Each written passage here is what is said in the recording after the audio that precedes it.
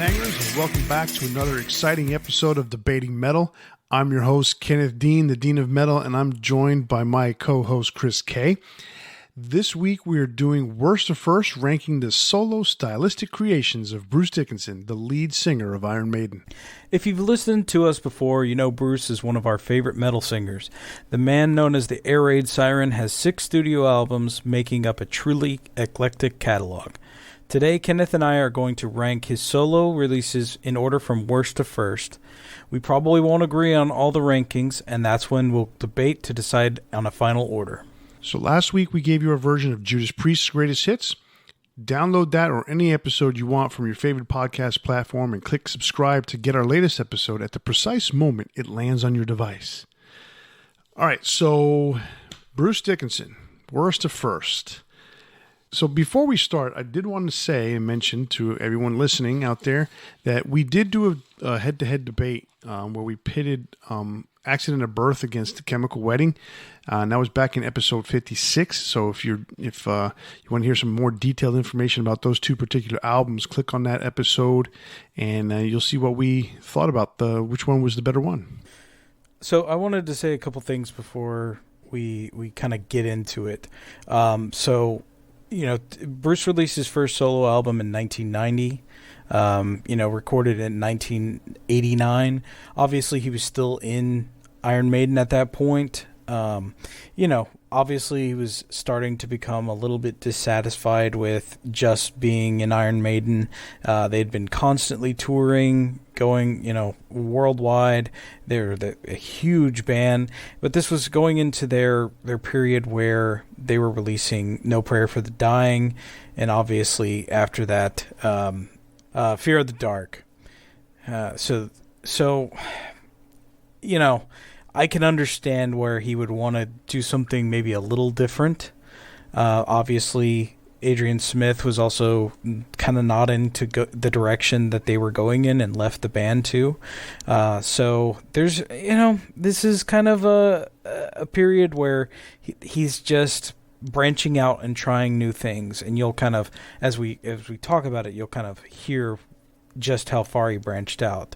But his career as a solo artist started while he was in Maiden, obviously kept going while he was out of Maiden, but then he actually recorded one more after his return to Maiden. So he's one of our favorite artists, as we mentioned before, one of my favorite singers for sure, and it's really cool to see, something a little different than Maiden throughout his entire career, but as we mentioned before, very eclectic. Yeah, eclectic and experimental is definitely some words that keep popping up on this. All right, so let's get to this list that we're going to come up with. So I'm going to go ahead and list my order of the 6 albums and from worst to first. And so for me, ranking 6 to 1, number 6 would be Skunk Works. Then followed by number 5, Tattooed Millionaire. And then followed by number 4, Balls to Picasso. And then number 3 would be Tyranny of Souls for me. Number 2 would be Accident of Birth. And number 1 would be Chemical Wedding. And we'll talk about those some more in a second after you do your list. All right. So my number 6, to no surprise, is also going to be Skunk Works. My number 5 is Balls to Picasso. My number 4 is Tattooed Millionaire. My number 3 is going to be Tyranny of Souls. My number 2 is Accident of Birth. And my number 1 is also Chemical Wedding. So not a lot of difference there. No, not a lot. In reality, there's only one album different, and it's funny because I at the last minute changed and put Tattooed Millionaire lower and brought Balls to Picasso up. So I guess mostly what we're going to be doing is just talking about the merits of each album. Well, we have to do a little bit of debating, but this is probably one of the least debated lists that we're going to put together. And it goes to show you because of the eclecticness, because of the experimentation, this really goes to show you that the albums literally put themselves in a particular place where it's almost definitive as where they stand in his career. It's unusual because, and maybe someone else might sit there and say, well, Accident of Birth is much better, but you know what? That's your opinion. This is our opinion, and someone might sit there and say Skunk Works was awesome. They don't know who that is. Yeah, we don't know who that is. There's always somebody one out there. I want to think he's out there in like Slovakia somewhere. But here's the thing. Like sometimes there's a nostalgia factor, or it hits you at the right time, and you're totally valid in enjoying that. There's a video game reviewer that I listen to occasionally, where he was talking about like. Basically, he had fans vote in bad games for him to play. And he would always find something that was fun or interesting about it. And he'd say, like, fans, I can understand why you would enjoy this. Because there's something here. There's something that... And if you picked this up when it was new and that was the only game you had, then I would understand it. So I would imagine the same thing applies to music in a lot of ways. Like maybe you didn't have the budget to just go buy every CD out there, and this was the one you had, and you listened to it, you enjoyed it, and found something to like about it. So there's always those aspects too, and there's nothing wrong with enjoying something that other people don't like. Absolutely. So it's funny you say it that way because there are people. Okay, so we're talking about Skunk Works. We're gonna talk about Skunk Works first. So that was number 6. There are people out there who, for what it's worth, only enjoy this style of music. Now, when I was listening to a little bit to kind of get a gauge of how bad do I really think it is in comparison to the rest of his stuff, and we call this, or I call it, and I think you agree, this is Bruce's attempt at making an alternative metal album, stuff that was coming out in the 90s and even early 2000s in some cases. I mean, there's a lot of similarities to Bush, to Chevelle, things like that, and that style of music in this album. There are some good riffs. There are, some things that can be appreciated if that's the kind of music you like. Now, I'm not taking anything away from bands like Bush or Chevelle or anything like that, because they have their fans and they have their success. But we're talking about Bruce Dickinson, the lead singer of Iron Maiden, and at the time the former lead singer for Iron Maiden. We're thinking that this guy's a metalhead. We're thinking that that this guy's the premier vocalist of some of the finest heavy metal ever produced.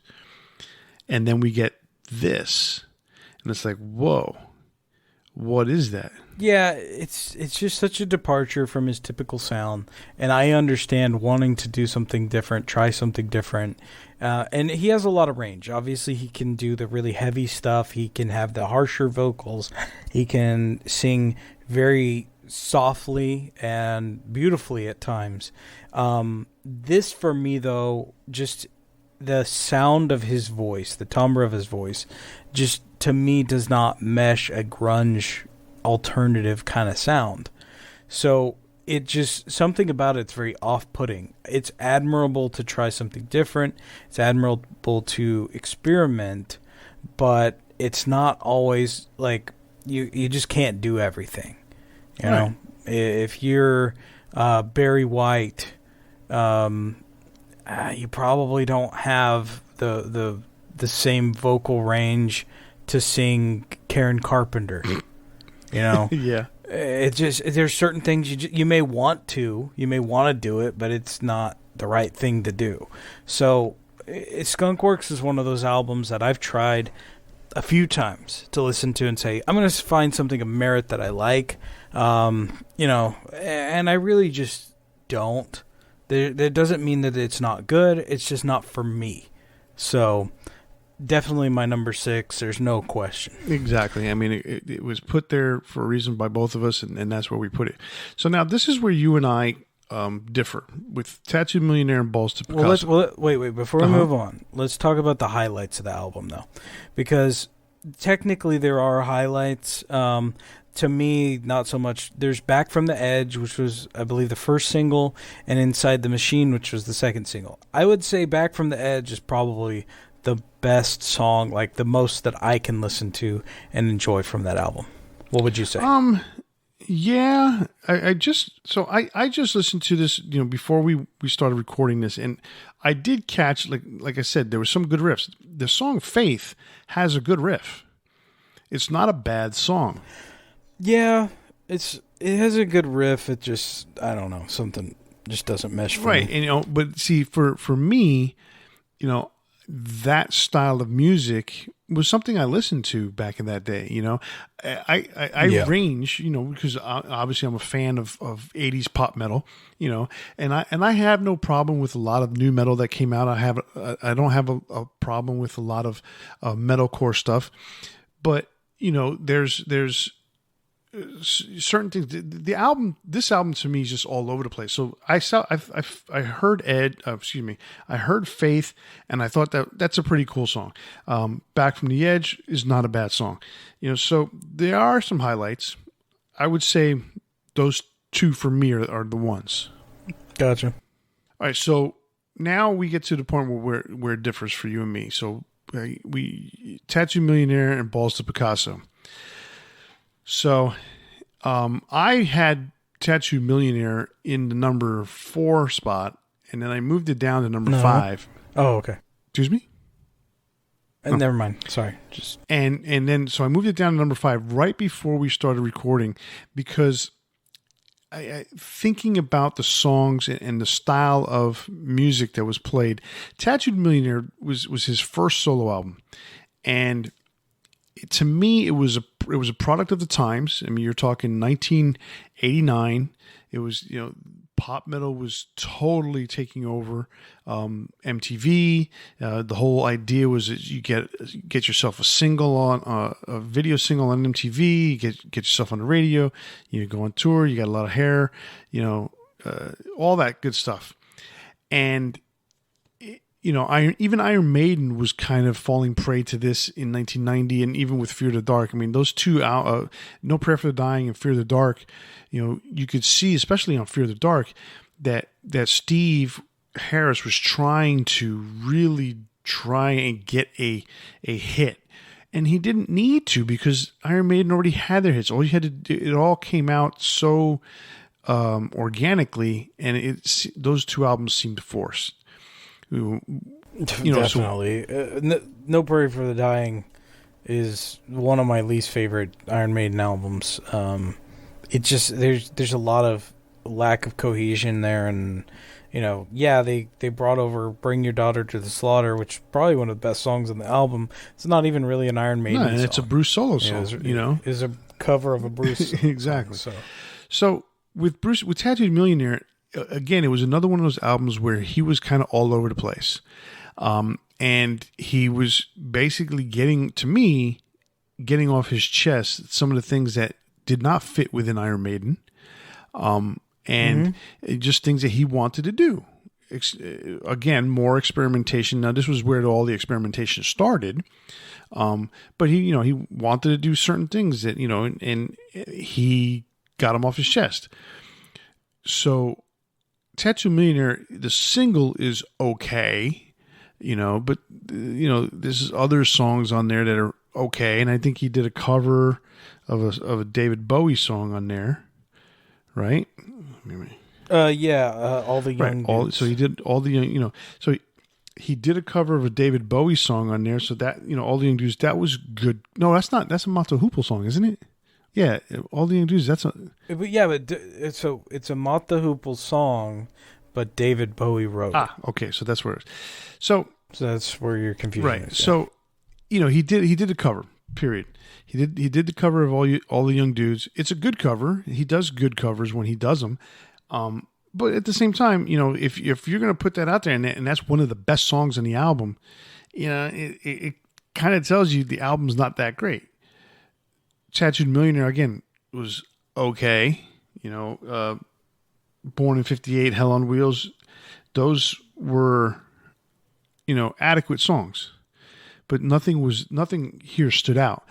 So that's why I kind of moved it down, because I think there's songs on Balls to Picasso I like better, and as an overall package, I like it better than Tattooed, and that's why I moved Tattooed down. But you had it the other way around. So, my feelings, you're using a lot of words like adequate and all right. I actually feel differently about Tattooed Millionaire, and maybe it's because of when I got the album. I like the track Tattooed Millionaire, and I really like Born in 58. It's got kind of more of a Journey-esque sound at times. Like, the songwriting reminds me more of bands of that ilk, where they... What is Journey? Pop? I mean, pop. They're pop rock. They're hard rock. They're hard rock. Yeah, pop rock, melodic rock, if you want to call it that. Now it's classic rock. Yes. So there's a lot of similarities to what they were doing with No Prayer for the Dying in Iron Maiden. But there's also a lot of different stuff. So you're right, in some ways it's kind of all over the place, because, like, I would say Dive, Dive, Dive sounds more like what would appear on No Prayer for the Dying than, say, Tattooed Millionaire or Born in 58 would sound like, right? So, yeah, I kind of get what you're saying. I'm just not as big of a fan of the sound of Balls to Picasso. The production I'm not as big of a fan of. I do like some of the riffs, and it's a little heavier. Definitely a little heavier. It's also what their first collaboration with Roy or his first collaboration with Roy. There's some good stuff on Balls to Picasso. So, you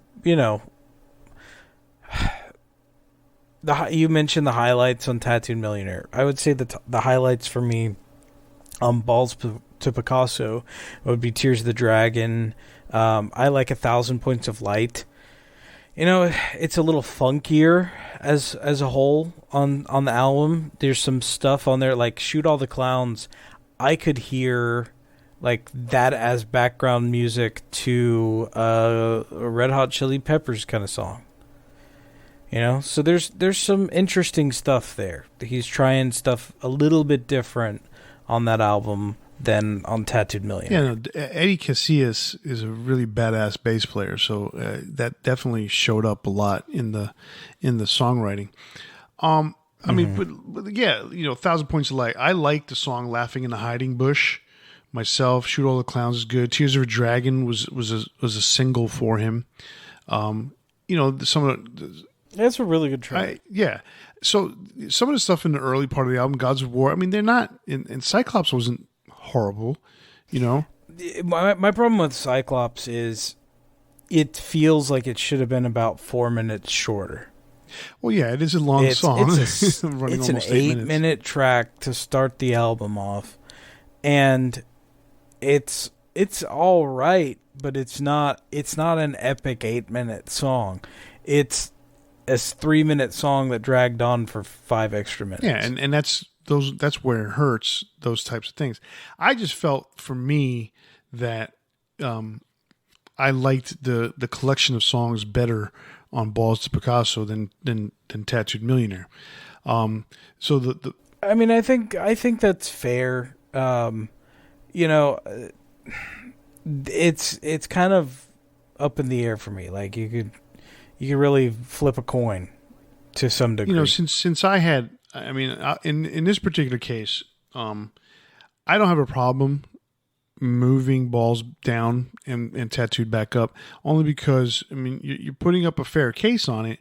And to me, I would say the two albums as a collection, as a whole, you take Skunkworks out because there was a tremendous amount of experimentation, and you can see that Bruce at this point with Balls to Picasso is kind of going back in the direction of a little bit harder rock than he had on Tattooed, and a little bit harder than he had on Skunkworks. So it's almost like he's returning somewhere to his roots. There's a root there somewhere. Well, here's what I don't like about Balls to Picasso in comparison to Tattooed Millionaire. So I think Bruce had maybe a better experience doing Tattooed Millionaire, because there is I don't want to say like happiness or joy in his voice, but it sounds like he's having more fun with that album than with Balls to Picasso, where he almost sounds frustrated at times. Like there's something about his voice that, he's always a professional. He always sounds great, but I don't know. There's like it's like a median between what he was doing with Maiden and then what he does with Skunkworks. And that sounds like a stretch, but it is a stretch. Like the difference between, say, what's Seventh Son of a Seventh Son and Skunkworks. Let's just say, because we're going with the last of the really good Maiden albums from their first run, right? The difference between Skunkworks and Seventh Son is massive. So somewhere in the median between there is Balls to Picasso. And so where Tattooed Millionaire was like, hey, let me step out and just do all this fun stuff that I haven't been able to do because I've been in this band. Balls to Picasso sounds like he's trying to form a new band. He's not satisfied with what he's doing in Maiden, and he's trying to find that direction. And so, to me, it almost sounds like, in some ways, joyless. If that makes sense. It definitely makes sense, and I get where you're coming from, because that is when he joined forces with Roy Z. They had the band Tribe of Gypsies that basically became Bruce's backing band. So yeah, he basically formed a new band. Did it work out? No, because obviously the band changed a little bit on the next album. So it is I can totally see your point in where that's coming from, as far as there's this, he's working with new people, as opposed to with Tattooed. I think it was a matter of Yannick was a friend of his, so he brought him in and said, hey, let's write some music together, where he became friends with Roy Z, and he became friends with the rest of the guys in Band of Gypsies.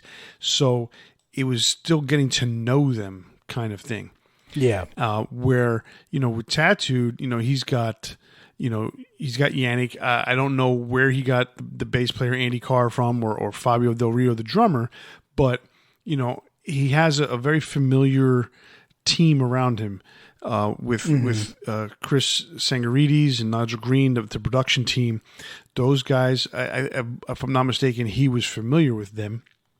So, just the idea, there was a lot of familiarity in that making of Tattooed Millionaire, where there was, I put this band together, now we need to make this work on this next album, or it wasn't even the next album, but it was well, actually, hold on, let me back stuff up. Balls to Picasso came out before Skunkworks. Yeah, I was under the impression it was reversed. So that doesn't change. It doesn't change my argument. Balls to Picasso was 94. Yeah. Skunkworks was in 96. See, I thought Skunkworks came out first, which no. And what's crazy? What's crazy about Skunkworks is, so you have this established band that he's putting together for Balls to Picasso, and he's working with Roy Z, and he throws it all out to form a new band to kind of get this grunge sound. So that's another thing. I don't know how well everything meshed and how he felt about it at that time, because obviously he went in a very different direction 2 years later. Yeah, I mean, looking at it that way, I was completely, backwards on that. But even then, so he did, the whole thing with Band of Gypsies, the argument stays the same. He went from having this familiarity with Tattooed Millionaire to this new band, Balls to Picasso, and now with Skunkworks, he's definitely trying to go alternative, because the fact that he's working with Jack Endino, who is the producer of Skunkworks, that guy was just known for being in that alternative rock scene, and he's worked with. Yeah, he was all in on that change, that sound. Yeah. No, but his record company, fans, nobody was in on it with him. No, and Jack Andino, he was into the grunge scene and the Seattle guys. I mean, that was where he basically made his mark. I mean, a guy produced Nirvana's Bleach album. He did Mudhoney. Yeah. He did what's his face? Mark Lanigan from Screaming Trees. So that was his forte, and they bring him in to do Skunkworks and have him work with Bruce. It's one of those things where it's like, no, it didn't work. So it's unfortunate, but anyhow, that you're totally right. So I would go ahead. I don't have a problem flip-flopping Tattooed and Balls to Picasso into those spaces that you have them in. Okay. All right. So that puts Skunkworks at number 6. We're at Balls to Picasso number 5 for you. You have for both of us now, and then Tattooed Millionaire moves up to number 4. So now, obviously, you and I had 3, 2, 1 exactly the same. It was Tyranny of Souls, Accident of Birth, and The Chemical Wedding. When you and I were talking about doing this show, I mentioned that these 3 albums were the trilogy. In reality, they're not a trilogy of albums, but they are 3 albums, and to me, they are Bruce's 3 best albums as a solo musician, and there's 3 metal albums. Right, exactly. I mean, they're the heaviest of all his albums that he's done, or all 3 of them, of all the solo albums he's done. And, I mean, when you look at the 3, I personally think we have them in exactly the correct order, and that they should be in. Tyranny should be in the number 3 spot. Accident should be number 2, and Chemical number 1. I'm not as familiar with Tyranny of Souls as I am with Accident and Chemical. Because it came out after he returned to Iron Maiden. It was kind of almost a throwaway. He put it out there, but he knew nothing was going to happen with it because he was full on in with the Maiden, the Maiden machine. But what are your thoughts on the album? So I really like Tyranny of Souls. It's a really heavy album. If you haven't listened to it, it's definitely one worth checking out. It's the heaviest in sound of the latter 3 Bruce albums. It really has some good melodic elements to it. Some of the solos are really awesome. Bruce, one thing he does is he loves to read, and he loves to put in these references to history and literature in all of his stuff. And in this particular instance, he put in a lot of lyrics from Macbeth, and the title actually is a reference to the play as well. So if you're familiar with Macbeth, you'll find something to like here. I think it's a really good album. It's the only one that does not have Adrian Smith from this set of 3 albums. Royce does all of the guitar work on here, and he does a really good job playing multiple parts. Highlights, I would say Abduction, probably one of my favorite songs on the album. Soul Intruders, Navigate the Seas of the Sun, and Power of the Sun, some of my favorite songs on that album. I like I like Abduction a lot.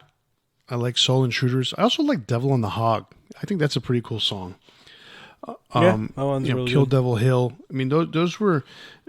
I think Kill Devil Hill was the first song that came out as a single kind of thing to promote the album. But it's not a bad album. I mean, it's some. I want to say Abduction was the first. Was it the first one? Or single, not solo. I just remember Kill Devil Hill being out there when it came out. But either way, it's a good album. I like it a lot. I just don't like it as much as I like Chemical and Accident of Birth. Yeah. So, I think I know why it is that Kill Devil Hill attracted me, is because of the band Kill Devil Hill that was Vinny Appice's side project, whatever one of his projects that he has, and so it had the same name, so that's why it kind of triggered a bell. So that's actually a reference to the Wright brothers. That was their successful flight. Right. Yes. So, like I said, I'm familiar with it from the band Kill Devil Hill. That was what's his face is Vinny Appice and then the bass player from Pantera. What was his name? Rex Brown. Rex Brown. So so that was their band they had put together post Pantera. All right, so the number 2 album that we both were in agreement with was Accident of Birth. It's kind of weird that he came up with that name, because I think for me as a fan, that was kind of almost like a rebirth of Bruce Dickinson back to being a heavy metal singer. And it's almost like the title almost seems to be, and it's just, this is, when you start reading into things the way you want to feel about something. Accident, it's almost like he stumbled back into being this again. He rekindled his friendship with Adrian. They got back to, he brought him in to do the project. Now him and Roy Z are the tag team guitar players. And they just, he felt invigorated again. And, so that this album really, really shows that there's that reinvigoration for Bruce. You know what's crazy to me about this album is it's 1 year later after Skunkworks. Just 1 year difference. And it sounds like 5-6 years difference. I don't know what it is about it, but to me it just does not make sense that this came out in 1997 and Skunkworks was 96. And the funny thing, Chemical Wedding was in 98. I mean, he was doing in the 90s what bands did in the 80s and 70s, which was just cranking out album after album after album. As you said, this was like the second collaboration with Roy Z. Getting back together with him. Obviously, getting back together with Adrian was huge. They have that, even though Adrian only has 2 songwriting credits, they have a chemistry there. They have a history, and you can hear it. It's such an enjoyable sound. When we talked about our episode where we did head to head, both albums are really great, and I love both albums. But what to me about this particular album is lesser than Chemical Wedding is that while this is very experimental, this has a little bit more, trying to do more things, I guess, and find that comeback sound, all the trappings of a return album. Chemical Wedding is much more cohesive, but I still love both. I mean, there's a lot to unpack here because they got Derek Riggs to do the cover. And if you know, Derek Riggs did all of the original covers up until No Prayer for the Dying. So this, in a way, is a symbolic, Adrian and Bruce are back together. Adrian has songwriting credits on No Prayer for the Dying, so this is almost like a continuation from 1990. There's a lot of really fun stuff here, and there's my highlights. I've got Road to Hell, Freak, Man of Sorrows, Dark Side of Aquarius, Accident of Birth. That's half the album is highlights. Oh yeah. Road to Hell is my favorite song on this album. Absolutely. But I love Freak. I love Dark Side of Aquarius. Those are really, really good songs. Star Children is an interesting song too. Really good too. It's a good one. The whole first half of the album really for me is awesome. Man of Sorrows is really great too. It's kind of the outlier here though because it's such a different. It's a softer song. It's not as cohesive in the context of the album in some ways, but it's a really great song. So there's so many things about this to enjoy. To me, when I see that it's not a bigger hit than it is, the scheme of history, it's always a little disappointing to me because we hear these and we love this album. And for people not to know it, they see, oh, this is the guy from Iron Maiden. He's not with Iron Maiden anymore. I'm not going to listen to that. That's so wrong. This is an album. If you haven't heard it, you need to pick up today. Oh, absolutely. I mean, it's reading it right here. It's ranked in the top 500 greatest rock and metal albums of all time. It is up there, and then I'm sure Chemical Wedding is in there too. It is a really, really good album. The sad part about it is because he was on a small label, he did not have a tremendous amount of pull at this point. He left Maiden. He lost all that swagger that he had.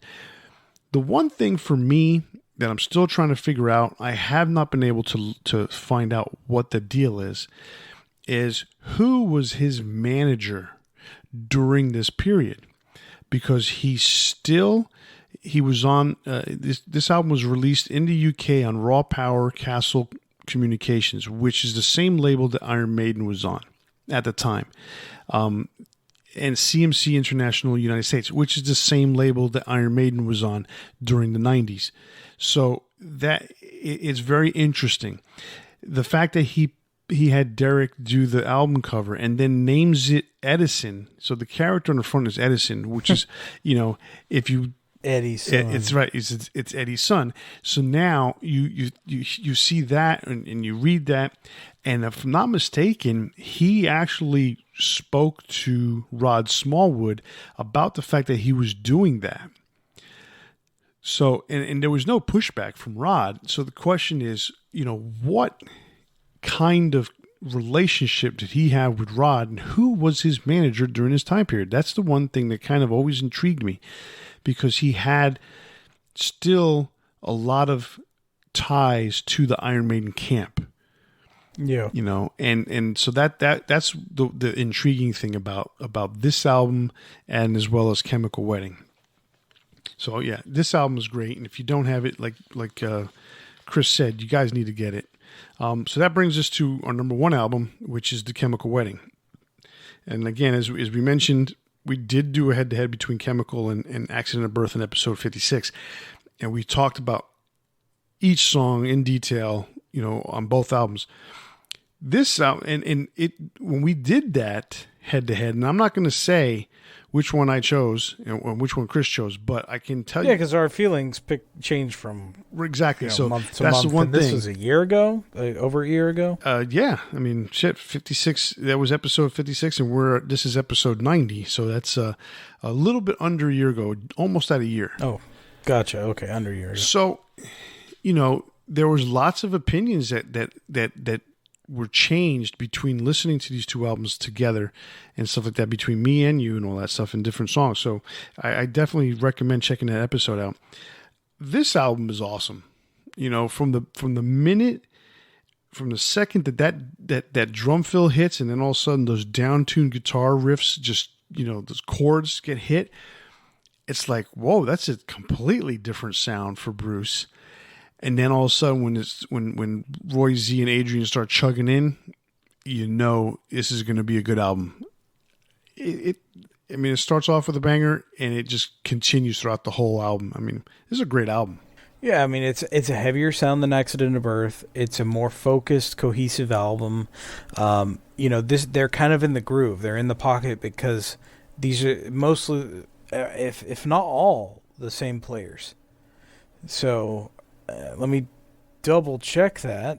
It is the same players, because it's Dave Ingram, it's Eddie Casillas, Roy Z, Adrian Smith. So it's the same five guys that did Accident did The Chemical Wedding, and yeah. So there is that cohesion there that comes not with just the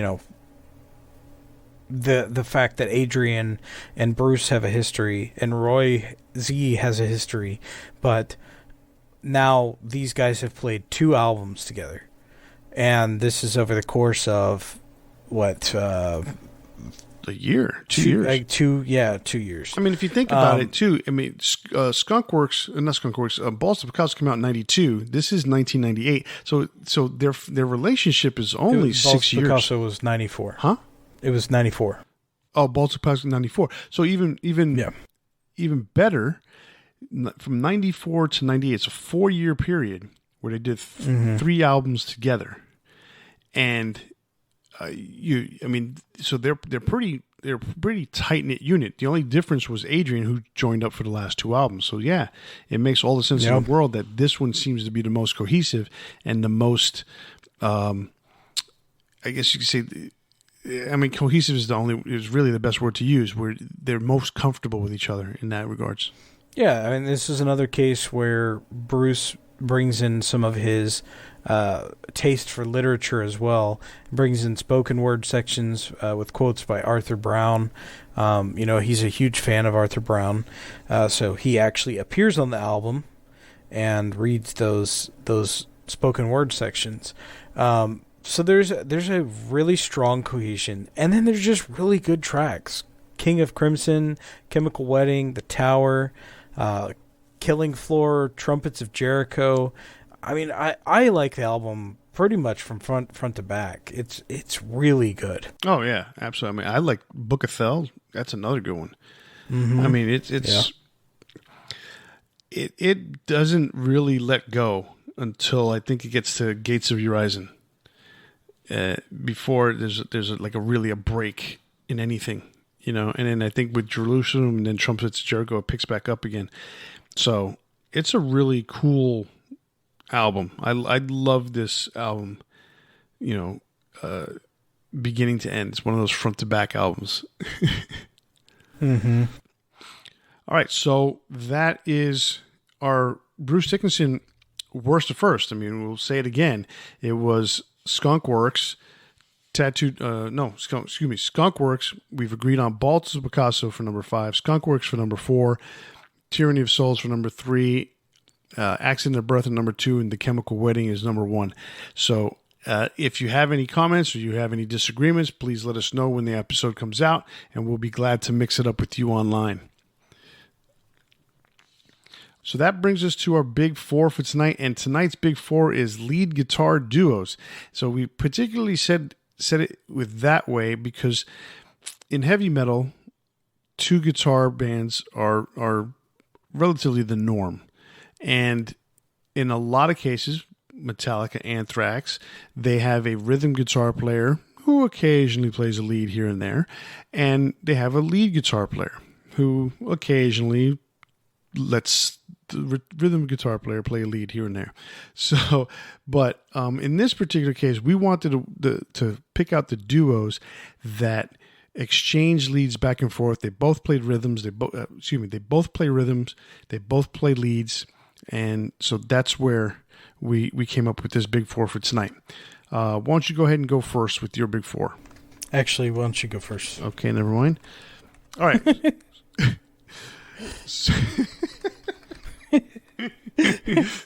All right, I'm going to go ahead and go first with this list. So here we go.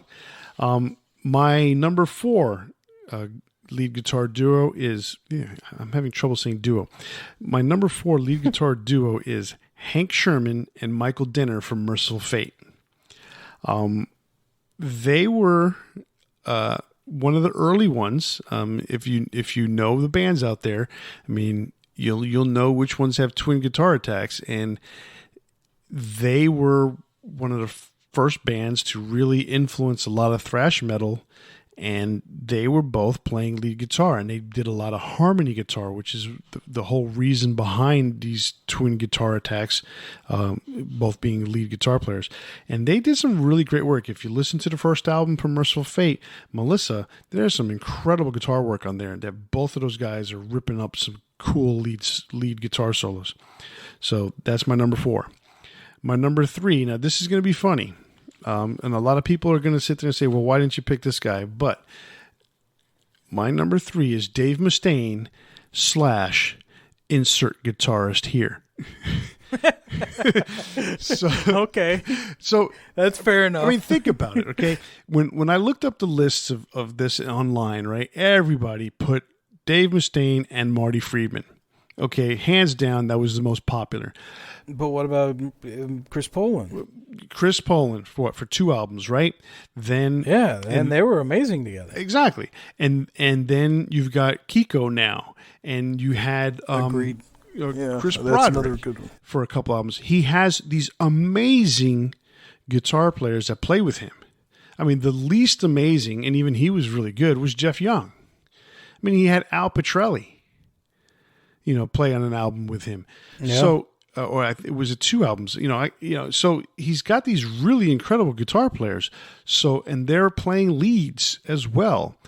And each album have a song or 2 that really stand out as being, really good songs. So, is it a Dave solo? Is it a insert guitars here solo? Who is it? We can say this: Marty Friedman, although he was on Rust in Peace and Countdown to Extinction, he was also on Euthanasia. He was also on Risk. He was also on what's the other one? What's the one before? Was he on Cryptic Writings? Yeah, he was on Cryptic Writings. So, he, as great as he is, those albums were really, really weak in terms of Megadeth's career. So, I put Dave Mustaine with whoever he's playing guitar with, because, the guy has to, one, do his own songs that he did on the most recent album, and he's got to do everybody else's songs. So, Kiko being the latest guy, I mean, Kiko rips it. I mean, Kiko is amazing. And for Kiko, not only is he really, really good, and he's duplicating everybody else's solos that came before him, but he does it with such flair. And I don't want to use the word posturing in a bad sense, because it sounds wrong, but it almost seems like he seems effortless. It's I think definitely that's a good effortless, but he also does it with a little bit of a flair that I think some of the other guitar players didn't have. And that's the thing I really, really like about Kiko. He has this connection with the audience, and he seems so happy to be in Megadeth. It's really cool. Anyway, I like Kiko a lot. I've loved that guy since Angra. I'm a huge fan of Angra throughout their career through multiple singers, and I don't like the new guy as much, the guy from Rhapsody of Fire, but the first 2, Edu Falaci and oh shoot, what was the first guy's name? My mind's blanking out. You got me. But I'm not big on Angra. I should be. He passed away a few years ago, and he was amazing. Andre Matos. Yeah. What a great band. We should talk about them at some point. But, yeah, continue on with your list. No problem. Totally understand. All right, so number 2 for me, and we're starting to get in that classic period. Number 2 for me is Glenn Tipton and KK Downing from Judas Priest. They basically were the blueprint for the twin axe attack, the twin lead guitars. They showed everybody how it's done. But I put them in number 2 because the guys at number 1, they to me, they took it a step beyond where Judas Priest was, and that is Dave Murray and Adrian Smith, and insert Yannick Gers at the end there. Murray and Smith are the epitome of the twin guitar, lead guitar attack that a band has. Harmonies, the rhythm playing the 2 of them, it's flawless with those 2 guys. Like they know each other so well, and the funny thing is they're such contrasting styles, because Dave Murray is completely improv. He's just, when he's in the studio, it just comes off the top of his head. He plays it. Now he does remember them, unlike Richie Blackmore, but to the contrast, Adrian Smith works out his stuff. I mean, writing it down and making sure and playing it over and over again that he gets the lead correctly, or gets the lead correct when he goes to record it. So there's such a contrast, but yet they blend so well together. And then you throw in Yannick now in the last 20 years, and you have this triple lead guitar attack. So that's there's a new dynamic. That's a completely new dynamic. So that's my big 4 lead guitar duos. What do you got? I really like yours. Didn't really think about Dinner Sherman, and I wish I had because they were absolutely amazing. But you'll be surprised by my number 4, or as on my list for some reason it's my number 10. um, it carried over the bullet points from the 6 albums, so I guess it just kept on 7, 8, 9, 10. So my number 4 is Chris DeGarmo and Michael Wilton from Queensryche. Queensryche was a band that I was not a fan of for the longest time, and I've really grown an appreciation for them, and on multiple levels. I think those guys as musicians and as guitarists mesh so incredibly well together, and those early albums from Queensryche, you can just hear they have this passion and ability to play together, and I don't know if they ever will again. But at that point in their career, they were just absolutely amazing as partners in music. Considering that Queensryche is one of my favorite bands, I did see, and I did have them down. Probably I would put them at my number 5. The funny thing about DeGarmo and Wilton is that, yes, they played together. Yes, they harmonized a lot together. But for whatever reason, Michael did not get the same kind of props back in the day that Chris got. Even though he was a soloist as well. Exactly. And then even now, because they still do it, up until recently, until he recently quit the band, Parker Lundgren had been basically what Michael was to Chris DeGarmo. So Michael became Chris DeGarmo, and then, Parker became Michael. And they were this duo. I mean, I've seen them 5 times in concert since they became the new Queensryche. And I mean, they were impeccable together. But Michael, never really got the same props that Chris got back in the day. And a lot of it had to do, too, I think Chris was one of the main songwriters. So that had something to do with it. But still, man, Whip's playing is outstanding. So yeah, and I've mentioned many times before, I really like these last 3 Queensryche albums with Todd La Torre on vocals. And I've just really enjoyed kind of discovering them as a band. All right, my number 9, as is listed on my list, or my number 3, is Matthias Jabs and Rudolf Schenker. I've mentioned a few times that Scorpions is one of my favorite bands. It's an odd choice considering a lot of my other favorite bands, but I just always go back to those guys, and I remember hearing Rock You Like a Hurricane and No One Like You specifically, that guitar harmony changed my world. And these guys they just still have so much fun together. They're still touring. They put out their new their new single for their new album, and I just always have such a fun time with Scorpions. And to me, in a lot of ways, they defined the twin guitar sound before I knew of a lot of other bands. So they'll always kind of have a special place in my heart. My number 2 is Dave Murray and Adrian Smith. I totally agree with you. I think in a lot of ways they did take what KK and Glenn did and take it to another level. But I have my reasons for picking, as you could probably figure out what my number 1 is in that spot. But Dave and Adrian specifically, those first albums from Maiden, Adrian came on the second album, Killers, all the way through Seventh Sound of the Seventh Son. Those are some of my favorite Iron Maiden albums, and it's undeniable the chemistry these guys have together. You mentioned that they are a little bit different in their styles, but that's in a good way, and they complement each other in ways that you get a fuller sound, a more interesting sound, because one does what the other doesn't do, and vice versa. So, we've time and time again talked about Iron Maiden as one of our favorite bands, and they are pretty much equally deserving on the number one spot. But the reason why I picked KK and Glenn as my number one is they really defined that sound.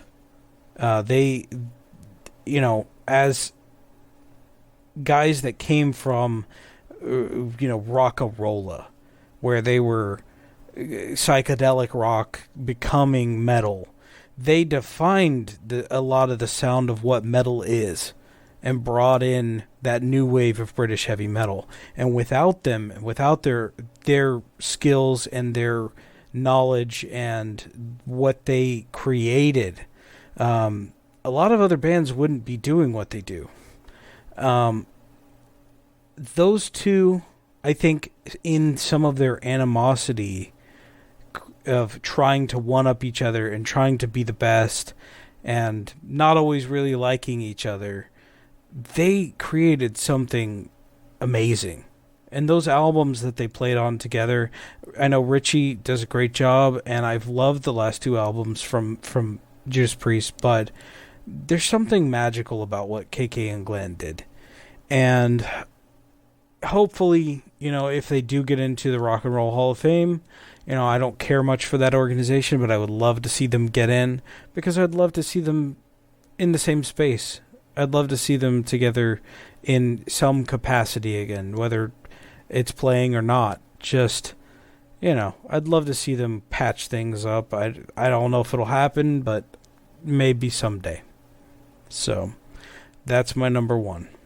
I like the list. I didn't expect the Matthias Jabs Rudy Schenker thing, but they were a consideration for me earlier. I was thinking about the Scorpions as well, but there's so many out there.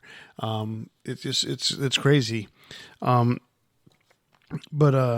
yeah, I like it. Now, the one thing I wanted to say something about Adrian Smith and Dave Murray. To talk about two guys who are so accomplished in their careers, okay, but the humility that those two had back in 1985 when they went to do the hearing aid song that Ronnie James Dio asked them to do and play guitar on, they opted not to play lead guitar, but yet they did a harmony rhythm section during the chorus. And they played, because if I'm not mistaken, I believe Vivian Campbell played most of the main riff, most of the main stuff. But Adrian and Dave played a harmony riff during the chorus and during the guitar solos. So they were the background guitar work for the guitar solos. And you can see it in the videos because you can see them just playing. They said they were both intimidated when they went to the studio for that because of all these amazing guitar players that just shred. And so that tells you something about their humility because those two guys can rip it. Oh yeah, for sure. It's crazy to me, but yeah, there were so many great guys on that. It's crazy. The list is amazing. No, the list of guitar players on that song is out of control. You got Craig Goldie, you got Vivian Campbell, Neil Sean, George Lynch was on it. Yeah, right? George Lynch, Yngwie Malmsteen. Yngwie, yeah. I believe, no, I know Rob Halford was there, but KK and Glenn were not. Trying to think who else was there. Yeah, as far as singers, you got Kevin DuBrow. Rob Halford, Don obviously Dokken, Jeff Tate, Ronnie James Dio, Paul Shortino. Mm-hmm. I like which is funny because you got Paul Shortino and Kevin DuBrow. Yeah, that was before before he joined Quiet Riot. Mm-hmm. Paul. Yeah, there was a lot of wasn't Brad Gillis? Brad Gillis was one of the guys on there as well. Yeah. It's crazy how many good guitar players were on there. All right, so that's our big 4 lead guitar duos, and that wraps up another episode. Remember, if you want to hear more from us, check out our other 89 episodes wherever you listen to your podcast, and if you so desire, subscribe. And ta-da, there we are on your stereo, your headphones, your AirPods, Bluetooth speaker. Maybe we'll even be on your transistor radio, if anybody remembers what that is. And don't forget to leave us a message on Facebook, Instagram, or Twitter. If you catch us on YouTube, be sure to leave us a comment. And if you want, just send us an email to debatingmetal@gmail.com. If you use Spotify, be sure to check out our playlist from all our greatest hits episodes. And remember, tune in to the next episode where we spark up another exciting metal debate. On behalf of Kenneth and myself, stay safe and always turn it up to 11. See ya.